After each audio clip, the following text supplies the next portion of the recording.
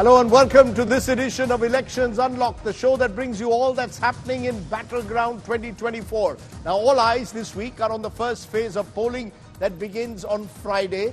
Ahead of that, a poll survey conducted by reputed poll agency CSDS Lokniti reveals that the Narendra Modi factor continues to play a major role in providing the NDA with an advantage.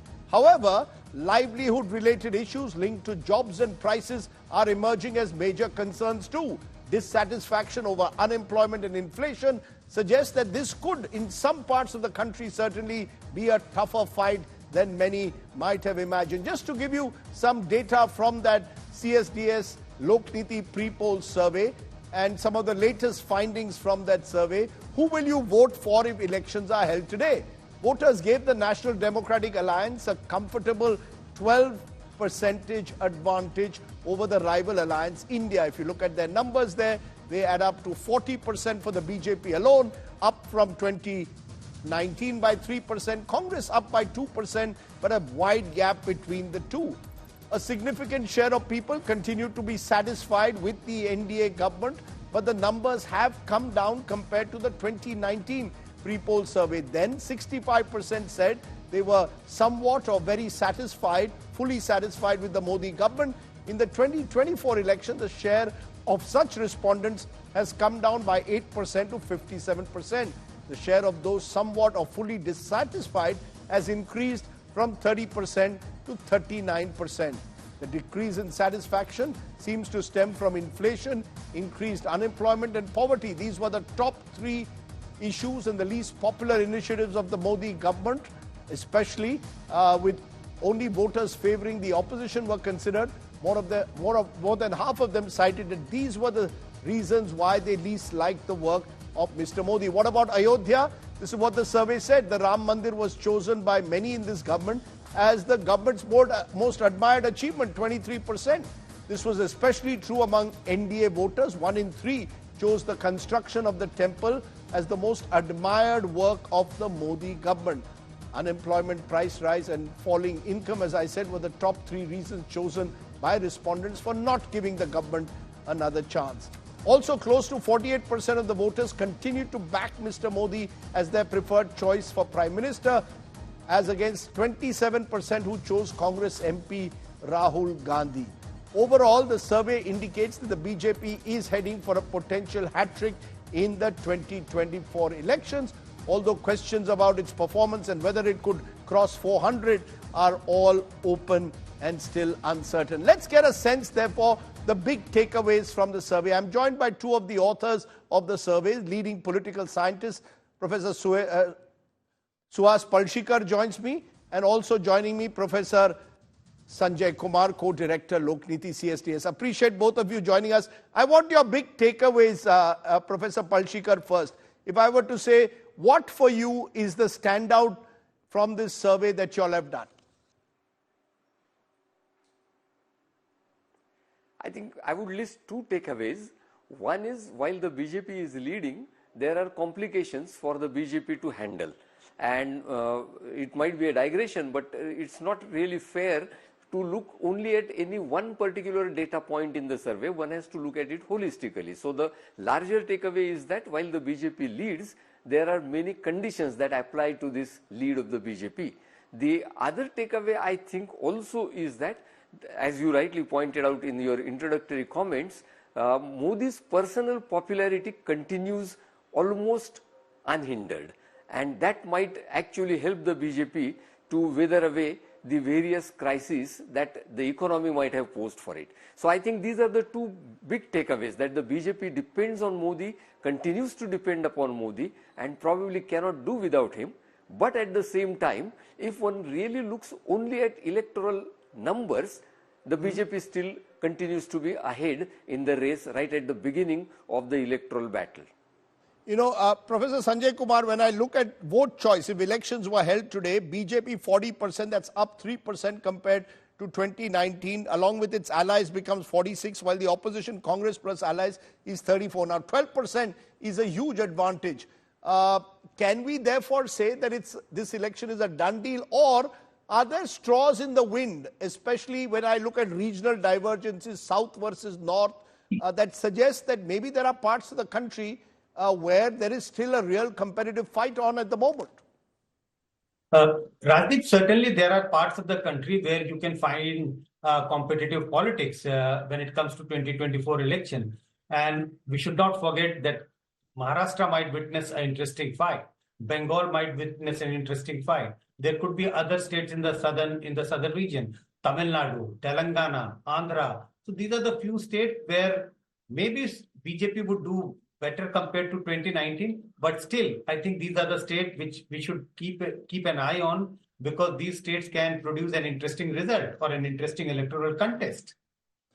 How do you explain this divergence, Professor Kumar, and Professor Palshikar alluded to that there is an element of anti-incumbency.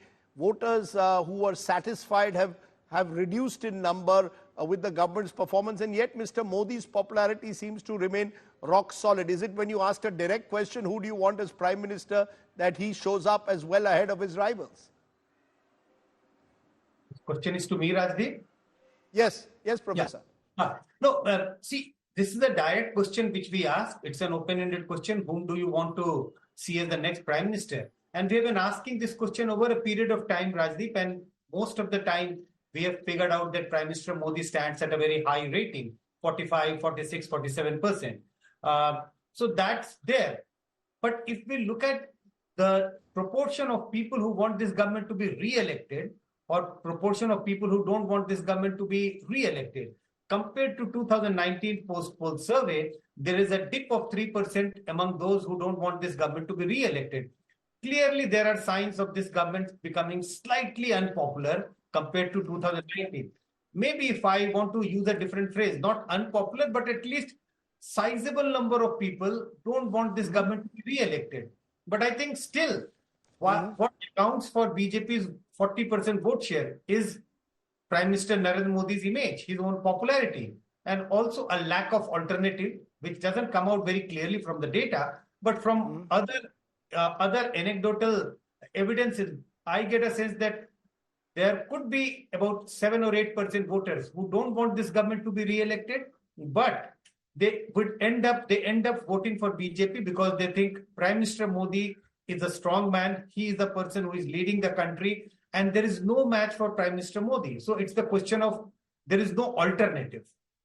That's an interesting way, the way you're putting it. But Professor Palshikar, as I said, there seems to be a regional divide.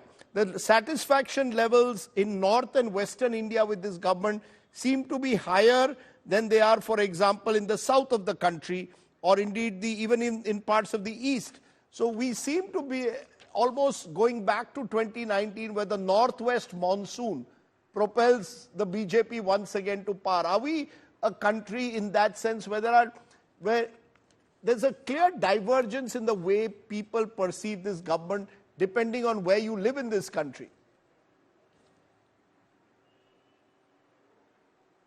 Sure. When the BJP really emerged under Narendra Modi's leadership in 2014, it was basically a party of the north and the west. But since then, we must not forget that they have spread to the east as well as to the south. Although the divide still continues. And I think that divide is the major hurdle in the ambition of the BJP to become a truly nationally dominant party. So one part of the discussion would obviously be whether they would get seats in these regions. They are less likely to get many seats in some of these states. But on the other hand, if one looks at their spread, I think the BJP is spreading slowly as a nationally dominant party. And that is why it is in these regions where the next 5 years, a very intense electoral as well as political battle would unfold.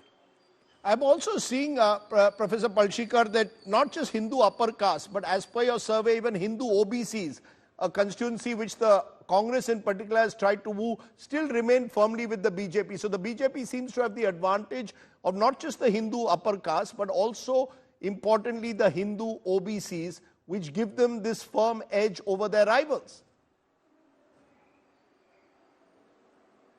Oh yes, what I would really call the Hindu umbrella. That is what the BJP has designed. This Hindu umbrella is quite solid, It is not just the upper castes or the intermediate castes which are supporting the BJP. The BJP has systematically won over the OBCs in North India in particular, but elsewhere also. And even among the scheduled castes, the Dalit voters, the spread of the BJP is not insignificant. So it is really the success story of the BJP in attracting a large number of the Hindu majority towards itself. And that constitutes the backbone of the BJP's success. Whatever the other parties have done so far, they have not been able to really puncture any of these sections of the Hindu society and win them away from the BJP. Even during this campaign, there doesn't seem to be any inkling of that happening so far. I also see, Sanjay Kumarji, that even in villages, the BJP is still rock solid, 24% fully satisfied, 36% somewhat satisfied, so 60%. So the BJP has not just broken this impression that it was an upper caste party, but has also in recent times been able to penetrate into deep interior India. And that again seems, it's not an urban party as per your poll, it's doing solidly in rural India. That's where it's getting this great advantage over its rivals. Absolutely, Rajdeep. It's not only our pre-poll survey for 2024. If you look at the analysis of 2019 electoral verdict, the post-poll survey, even in that election, we got a sense that BJP made huge inroads among the rural voters. 2024 pre-poll survey is indicating that BJP has been able to make further inroads among the rural voters. And there is a huge overlap. BJP has also been able to make huge inroads among the poor voters and the lower class voters of this country.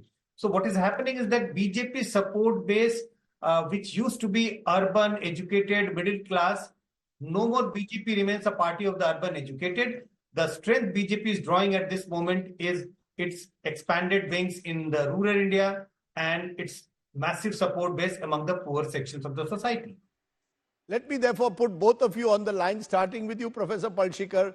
The BJP or the Prime Minister says, up ki bar, 400 par, BJP on its own 370 with allies 400 plus. The Congress says you'll be in for a surprise. This could be Modi's shining moment. What's your sense? Is the truth somewhere in between this 400 or 400 par and the Congress hoping for a repeat of 2004? Definitely, I think it is somewhere in the middle of these. While it is too early in a sense because campaign is still unfolding in many parts to comment much on what the seat conversion would be, I would still be inclined to say that for the BJP workers, it might be encouraging to have a campaign point to say that we will be 400 par this time. However, the reality is that it is more likely that the BJP would get stagnated around what it has been so far, around 300, and that should be in fact a great achievement for a party like BJP because it has been winning the elections for the third time now. So I think it would be somewhere in between that. As far as the estimate of the Congress that it would be a repeat of 2004, I think that is still a distant dream for a party like the Congress. For that to happen, the Congress will probably have to exert much more in the coming weeks of the campaign, and the economic issues will have to really pick up in the campaign. Unless that happens and unless that economic dissatisfaction converts itself into a concrete electoral issue and therefore against the BJP, I don't think the BJP has much risk in these elections to repeat its earlier performance. Interesting. Professor Palshikar is virtually suggesting 300 par is almost certain. 400 appears a bit like conjuring up a dream to galvanize your supporters. But Professor Sanjay Kumar, a final word from you. What are you also saying? 300 is the more likely achievable target. And for the Congress, is it possible at all for them to look at even 100? Because if they look at 100, then they have a chance of bringing the BJP below 272. No, absolutely, Rajdeep. For the Congress, my own sense would be the number you have mentioned, 100. I would be happy. I would suggest that let's divide it by 2. So that's the number for the Congress. And if Congress is going to be somewhere around what its tally was in 2019, BJP is also more or less standing where it was in 2019. 3% of vote share increase is not going to give them a lot of dividend in terms of seats. So more or less anything between 3.5 to 3.10, 3.15 at this moment. I think we should be very, very careful in reading the pre-poll survey. The survey was conducted in the 1st of April, which gave us an indication of what is the situation at this moment. The campaign is still to pick up for the 6th, 7th and the 5th round. Things might change, but my own sense is that it's not going to change in such a way that it could 2024 could be the 2004 Lok Sabha elections. Okay, so I think both of you have given us a sense of where we are headed as this election race begins. We don't know. A week is a long time in politics, but at this particular point, as this survey clearly indicates, the gap remains fairly wide between the NDA and the opposition. Appreciate Professor Palshikar and Dr. Sanjay Kumar for taking the time off and joining me here on the Elections Unlocked. Now, a big constitution face-off erupting. Rahul Gandhi claiming constitutional institutions under threat. Prime Minister Modi accusing the opposition of peddling lies, says they are using the constitution for their politics. Meanwhile, the Congress top leaders are finally in campaign mode. Congress Chief Mallikarjun Kharge scheduled to address a public meeting in Nagaland's Dimapur. On the other hand, the Congress General Secretary Priyanka Gandhi Vadra holding meetings and road shows in Assam, Jorhat and Tripura. Janasena's chief Pawan Kalyan today lashing out at Chief Minister Jagan Mohan Reddy, blaming the state police for their failure to prevent the stone pelting incident against the Chief Minister. Taking a jibe, Pawan Kalyan said instead of investigating the police failure, they are giving the job of investigating the stone pelting incident to them. With Lok Sabha polls just days away, Samajwadi Party leader and the sitting Mainpuri MP Dimple Yadav today filed her nomination for the upcoming Lok Sabha polls. Union Minister Jyotiraditya Scindia filed his nomination in Madhya Pradesh's Shivpuri for the upcoming Lok Sabha election. Scindia, remember, last time lost as a Congress candidate from Guna. This time he is contesting on a BJP election.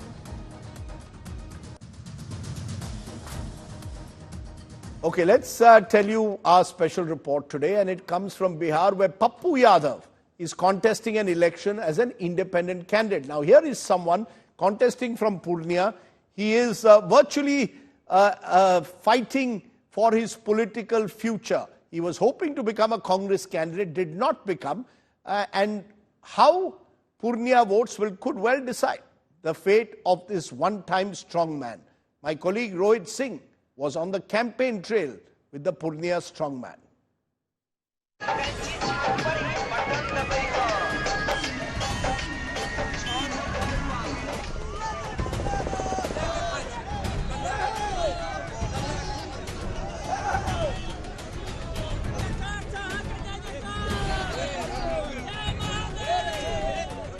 Pappu Yadav का जबरदस्त जो है प्रचार प्रसार इन दिनों पूर्णिया के गांव-गांव और टोलों में जो है वो चल रहा है। और आप देख सकते हैं किस तरीके से पप्पू यादव सुबह से लेकर देर रात तक इसी तरीके से गांव-गांव घूम रहे हैं, लोगों के बीच जा रहे हैं।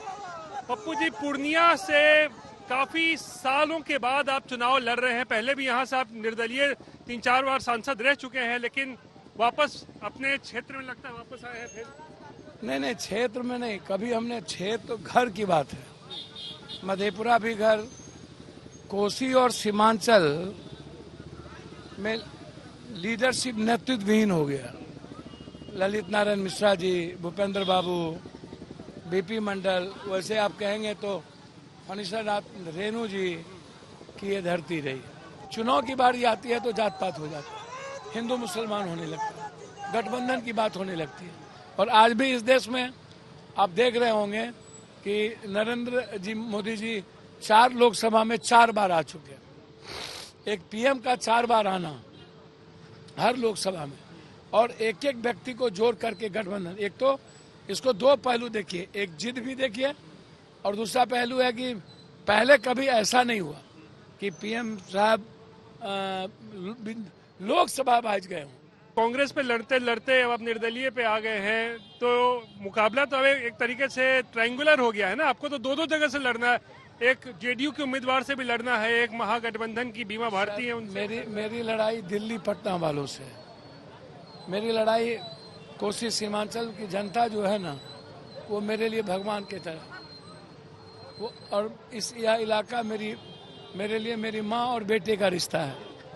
आप लड़ तो रहे हैं निर्दलीय, लेकिन कांग्रेस का समर्थन है आपको पीछे पीछे, पर्दे के पीछे? भैया आप हमें यहाँ पार्टी पौवा नहीं है, यहाँ विचारधारा है, व्यक्ति है। यहाँ पीएम कौन बनेगा, सीएम कौन होंगे, ये मैटर नहीं है। यहाँ बेटा कौन है ये मैटर है, उसका काम कौन करेगा वो मैटर है। तो अगर आप जीत भी जाएंगे तब तो कांग्रेस में ही आप मतलब मान लीजिए चले ही जाएंगे। देखिए मैं एक बात को मान के चलिए कि पहले आप जीतने दीजिए, आशीर्वाद होने दीजिए, और जिस तरीके से राहुल जी और प्रियंका गांधी जी का मेरे प्रति विश्वास है और ब्लेसिंग है, तो निश्चित रूप से उस रिश्ते को कायम तो हम रखेंगे। लालू प्रसाद से क्या मतलब अभी भी मन मुटाव नहीं रह गया है आपके साथ जो किया उन्होंने? नहीं, मेरा कोई मन मुटाव नहीं रहता है। लालू जी जिस संकट में होंगे, कोई अभी भी लालू जी को परेशान करने की बात करेगा तो मैं साथ खड़ा रहूँगा। एक रिश्ता यहाँ एस्टेब्लिश हो गया, घर घर बेटा और माँ का रिश्ता यहाँ दिख रहा है। रिश्ते के बीच किसी भी तरह का जात पात, हिंदू मुसलमान नहीं होता है, कोई धर्म की राजनीति नहीं होती है।